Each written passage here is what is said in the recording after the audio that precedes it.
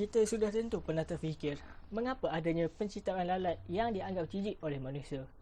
Cerita lalat bukanlah suatu yang baru. Lalat pernah mewarnai kisah sejarah yang tersyarih dalam Al-Quran. Buktinya di dalam surah Al-Hajj ayat 73 dan 74. Apakah yang ingin diceritakan di dalam ayat-ayat ini? Allah Subhanahu Wa Taala telah mencela golongan yang menyembah berhala. Dalam membicarakan berkenaan konsep ketuhanan, ianya tidak dapat lari daripada konsep penciptaan. Oleh yang demikian, Allah Subhanahu Wa Taala telah menjuruh golongan ini menciptakan seekor lalat seandainya mereka mengaku mempunyai kekuatan dan kekuasaan yang diberikan patung sembahan mereka. Lalu, kehinaan ini terus-menerus memandangkan patung keras dan tidak bernyawa itu mana mungkin mampu menghasilkan serangga sekecil lalat, bahkan tidak memberikan sebarang kelebihan apapun kepada mereka yang menyembahnya. Dianggarkan terdapat 1 juta spesies lalat di dunia ini, namun hanya 125,000 sahaja yang telah dikaji. Lalat ialah sejenis serangga yang hidup di kawasan kotor dan membawa penyakit. Justru ini adalah merupakan hikmah mengapa Allah Subhanahu Wa Taala mendatangkan lalat kepada manusia, di mana Islam mengajar umatnya untuk menjaga kebersihan. Lalat merupakan salah satu serangga yang boleh terbang diciptakan oleh Allah Subhanahu Wa Taala. Lalat adalah jenis serangga dari keluarga Diptera yang mempunyai lebih daripada 80,000 jenis. Lalat akan mencerna makanan dengan memuntahkan air liurnya dan menyerap kembali makanan yang separuh hadap masuk dalam perut melalui pelalannya. Lalat sering terbang ke tempat yang kotor seperti tempat menumbuhkan sampah, tandas dan sebagainya. Oleh yang demikian, lalat suka memburu bangkai, memakan nanah dan kudis dan suka kepada sesuatu yang kotor. Hal ini menyebabkan lalat memang dikenali sebagai serangga pengotor dan pembawa penyakit. Jangka hayat seekor lalat adalah antara 15 hingga 31 hari dari semua peringkat bermula dari penentasan telur oleh lalat dewasa.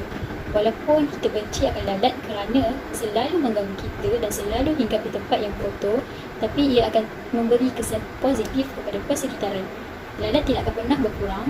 Fungsi utama yang dimiliki oleh lalat di persekitaran kita adalah membersihkan dan membuang mayat.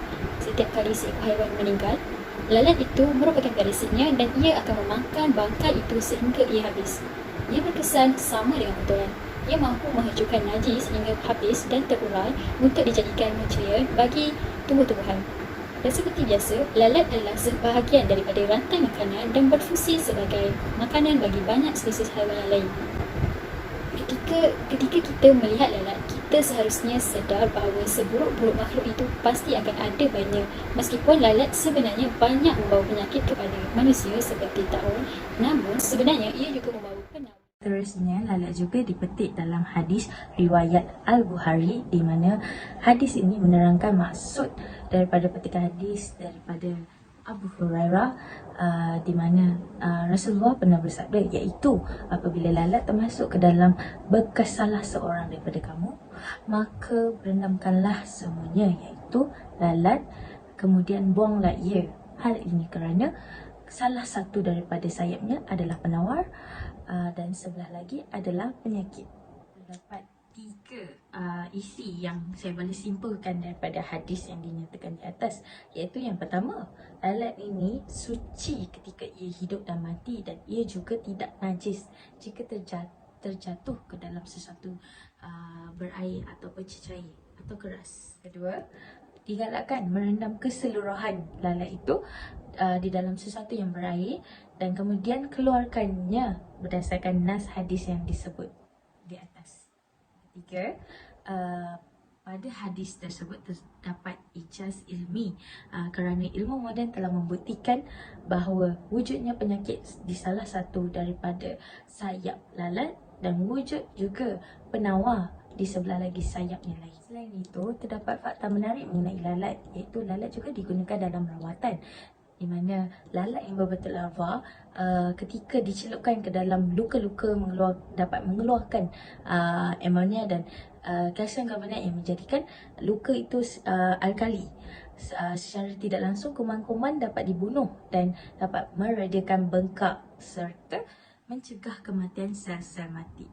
Bahkan, lendir yang dihasilkan oleh larva juga mampu membunuh kuman-kuman yang berbahaya seperti Staphylococcus aureus, Hemolytic streptococcus dan Clostridium welchi. Selanjutnya, sayap lalat juga mempunyai kebaikannya yang tersendiri, di mana hal ini dapat dibuktikan penggunaan sayap lalat di makmal kosmologi di Mount Wilson Observatory bagi mengukur kadar suhu binatang-binatang yang akan memberi kesan kepada manusia. Dan kajian ini dibuktikan dan dipetik dalam terbitan buku The Housefly pada tahun 1951.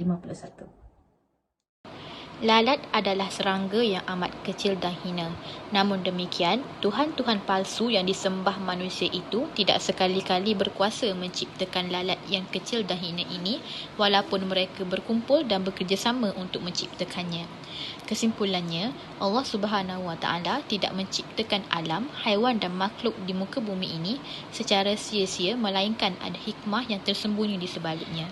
ولا تبغ الفساد في الأرض إن الله لا يحب المفسدين. Daripada ayat Al-Quran ini, Allah melarang kita daripada berbuat kerosakan. Oleh itu, haruslah mengasihi sesama makhluk serta bersama-sama menjaga dan memanfaatkan setiap nikmat yang dikurniakan. Kerja untuk menciptakan lalat adalah satu kerja yang mustahil, seperti mustahilnya kerja untuk menciptakan unta dan gajah, kerana lalat mempunyai satu rahsia mukjizat, iaitu rahsia hayat. Akhir kata, setiap ciptaan Allah sudah pasti mempunyai kebaikan kepada manusia. Oleh itu, kita haruslah mentadabur setiap khazanah alam dan mensyukuri nikmat-nikmat yang telah dikurniakan.